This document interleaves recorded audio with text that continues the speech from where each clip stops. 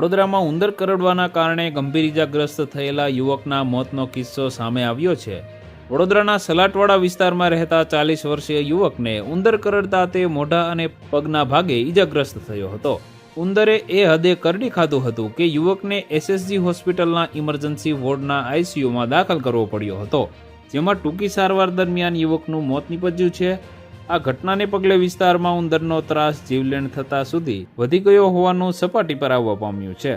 વડોદરાના સલાટવાડામાં ઉંદરનો ત્રાસ જીવલેણ બન્યો છે। તાજેતરમાં સલાટવાડામાં રહેતા 40 વર્ષીય યુવક સંદીપ મોરેના ઘરે ઉંદર કરડ્યો હતો। ઉંદર કરડતા યુવકના માથા અને પગના ભાગે ગંભીર ઇજાઓ પહોંચી હતી અને ઘણું લોહી વહ્યું ગયું હતું। આ ઘટનામાં યુવક બેભાન થતા તેને સારવાર અર્થે SSG હોસ્પિટલમાં લાવવામાં આવ્યો હતો, જ્યાં આ યુવકને ઇમરજન્સી વિભાગના ICUમાં સારવાર હેઠળ ખસેડવામાં આવ્યો હતો।